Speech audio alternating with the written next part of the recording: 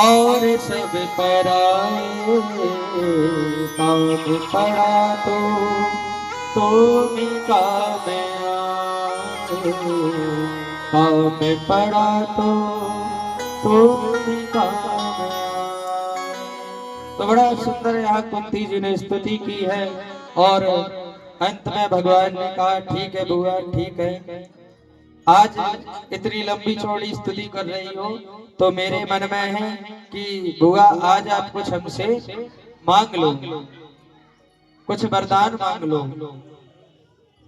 तो कुंती जी कहती है कि आपने किस चीज की कमी रखी है जो मैं आपसे कुछ मांगू? कि मत पूछो तुम्हारे दीवाने दिन कैसे गुजारा करते हैं, मत पूछो तुम्हारे दीवाने दिन कैसे गुजारा करते हैं, जब सारी दुनिया सोती है वो तुम्हें पुकारा करते हैं। किस मुख से मैं कुछ तुमसे मांगू, क्या तुमने कमी रख छोड़ी है, बिन मांगे तुम सब देते हो, हम शुक्र गुजारा करते हैं, हम तुम्हें पुकारा करते हैं, हम शुक्र गुजारा करते हैं। कुंती जी कहती है क्या कमी हमारे जीवन में आपने दी जो मैं आपसे कुछ मांगू? क्योंकि भैया हम जब जाते हैं मंदिर में तो मंदिर में जाते हैं तो पूरी लिस्ट बना के तैयार करके जाते हैं कि हमको भगवान से क्या चाहिए क्या नहीं चाहिए। तो भगवान भी कहते हैं आप मुझसे कुछ मांगो, मुझे कोई दिक्कत नहीं, मैं सब देने को तैयार हूँ, लेकिन मांगने का तरीका तो सीख लो कि हमको ही मांगने का सलीका नहीं आता, वरना तेरे दरबार से कोई खाली नहीं जाता। हम ही नहीं मांगना जानते हैं, क्योंकि ये संसार की जितनी भी चीज है ये क्या है, अपूर्ण है, और अपूर्ण चीज मांगोगे तो जिंदगी भर अपूर्ण ही रहोगे। और पूर्ण कौन है? पूर्ण केवल है भगवान। तो यदि भगवान कहते हैं यदि मांगना ही है तो हमको ही अपने जीवन में मांग लो, यदि मैं आ गया फिर तुम्हारे जीवन में कोई कमी रह ही नहीं सकती है, लेकिन तुमको ही मांगना नहीं आता। लेकिन यहाँ कुंती जी का भाव देखिए, कुंती जी क्या मांगती है कि विपदा संतु नासस्व तत्र तत्र जगद्गुरु भवतो दर्शन पुनर्भव दर्शनम। क्या मांगी है भगवान से? यदि कुछ देना ही चाहते हो तो हमको विपत्ति दे दीजिए। विपत्ति समझते हैं कि मेरे जीवन में कष्ट आए, मेरे जीवन में विपत्ति आए। भगवान हंसने लगे। भगवान बोले बुआ लोग तो अपने सुख के लिए मांग मांग के थक जाते हैं, लेकिन तब भी पूर्ति नहीं होती है। आपके जीवन में इतने कष्ट, उसके बाद भी आप आज विपत्ति मांग रही हो, तो मानो कुंती जी का ही भाव है कि सुख के माथे सिल पड़े जो हरि हृदय से जाए, बलिहारी बा दुख की जो पल पल नाम जपाए। कि ऐसे सुख के माथे तो सिल पड़े जो हरि हृदय से जाए, और बलिहारी बा दुख की जो पल पल नाम जपाए। ऐसे दुख को तो मैं सर पर रखती हूँ, अपने हृदय में रखती हूँ कि जो आपकी याद कराए। क्योंकि विपत्ति जब मेरे जीवन में आई तभी तो मैंने आपको पुकारा, जब आपको मैंने पुकारा तो आप हमारे को दर्शन देने के लिए आए हो। और हनुमान जी महाराज ने भी रामचरितमानस में बड़ा सुंदर कहा है, क्या कहे हनुमंत विपत्ति प्रभु सोई, जब तब सुमिरन भजन होई।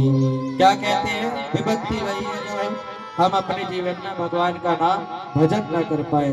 तो यहाँ पर बड़ा सुंदर कहा कि दुखों से यदि चोट खाई ना होती तो कन्हैया तुम्हारी याद आई ना होती। जब दुख दिया विपत्ति मेरे जीवन में दी है ना, तभी तो मैंने आपको पुकारा और आप दर्शन देने के लिए आए। अब देखो, व्यक्ति के जीवन में दुख जो होता है ना, वो परीक्षा का समय नहीं होता। आपके जीवन में दुख आए और आप भगवान के पास पहुंच गए रो करके, तो परीक्षा का समय असली पता कौन सा होता है? असली समय होता है परीक्षा का सुख। जब आप पूरी तरह से संपन्न हो, कोई कमी ना हो आपके पास, और आप उस सुख में भी भगवान के पास जाएं और जाकर के भगवान से कहें कि मुझे बस आप ही चाहिए, भगवान आपकी कृपा बनी हुई है, उनको याद करें। लेकिन सुख के समय क्या है, व्यक्ति भगवान को भूल जाता है। ऐसे ऐसे भक्त आते हैं। कथा में एक जगह हुई तो मैया आई, सुख का तो कोई समय याद नहीं रखता, दुख का रहता। तो उन मैया का एक बेटा था, गुजर गया था, तो आकर के रोके कह रही है कि हमें भगवान में विश्वास नहीं है। अरे भगवान हमारे तुम्हारे ठाकुर जी बिहारी जी हमारे बेटा को खा गई। क्या कहा कि हमारे बेटा को खा गई। और भैया हमारे ठाकुर जी तो प्याज लहसुन नहीं खाते हैं, और किसी का बेटा क्यों खाएंगे? ठाकुर जी के भोग में प्याज लहसुन प्रयोग नहीं होता है। जो प्याज लहसुन नहीं खाते हैं तो वो तुम्हारा बेटा कैसे खाएंगे? ये तो हमारे स्वयं के प्रारब्ध है, पिछले जन्म के किए हुए कर्म संचित जो है वो, और जो इस जन्म में हम पे गलत कार्य हुए हैं। क्योंकि संसार का नाम है दुखालय, जो आएगा उसको दुख तो प्राप्त हो गई, कोई भी बना रही। कोई नहीं कह सकता कि मैं पूर्णतः कोई ना कोई उसको कमी होगी। कोई तन दुखी, कोई मन दुखी, कोई धनविन रहे तो दास, थोड़े थोड़े सब दुखी और सुखी श्री राम के दास। सुख तो केवल भगवान में भक्ति होते हैं। सुख मस्ती वृत्तस्य मुनेरे कांत जीवना। जो सब कुछ छोड़ करके जंगल में बैठे हैं, मुनि तपस्या कर रहे हैं, भगवान का भजन कर रहे हैं, वही प्रसन्न है। और इतनी बड़ी बड़ी बिल्डिंग, इतना पैसा खर्च कमा करके बैठे हैं, उनके जीवन में उतने ही ज्यादा कष्ट बढ़ जाती है। तो यहाँ पर बड़ा सुंदर कहा है। और भैया जब जब रोने का अवसर भी मिले ना, तो संसार के आगे मत रोना। जब भी रोने का अवसर मिले तो संसार के आगे मत रोना, क्योंकि संसार आपके आंसुओं की कीमत नहीं समझेगा। लौट करके मजाक कौन उड़ाएगा? किसी भक्त ने कहा है कि हर आंसू सबको दिखाया ना करो, हर आंसू सबको दिखाया ना करो, हर बात सबको बताया ना करो, क्योंकि लोग मुट्ठी में नमक लिए फिरते हैं। और हर जख्म सबको दिखाया ना करो, हर जख्म सबको दिखाया ना करो। संसार के आगे रोगे कोई फायदा नहीं। यदि आपको रोना ही है और भगवान के पास ही आकर के आप उनको याद कीजिए। लेकिन भगवान ने जब आज देखा कि बुआ विपत्ति मांग रही है, दुख मांग रही है, तो आज मानो भगवान बुआ को विपत्ति दुख नहीं देना चाहते हैं। तो उसी समय भगवान मुस्कुराए हैं, और जहां जहां पर भगवान मुस्कुराए हैं वहां वहां पर भगवान ने अपनी माया का प्रयोग किया है।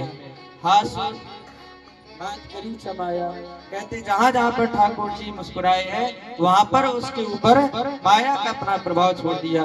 बुआ सब भूल गई हम क्या मांग रहे थे, क्या मांगने जा रहे थे। और अंत में कहा कि केशव हम बस यही चाहते हैं कि कुछ समय के लिए आप हमारे पास रुके रहिए, हम आपका और दर्शन करना चाहते हैं। जब रोते हुए बुआ को देखा भगवान भी प्रसन्न हुए और कहते इतना बुआ रो ही रही हो तो हम और दिन आपके पास ठहर जाते हैं, क्योंकि भगवान तो लीला कर रहे थे।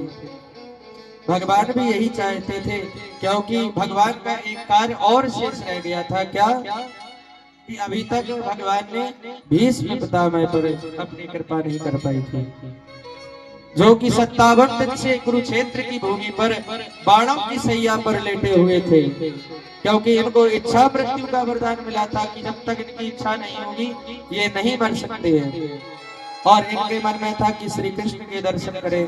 तो आज मानो भीष्म पितामह को, बाबा भीष्म पितामह को दर्शन देने के लिए भगवान रुके हैं।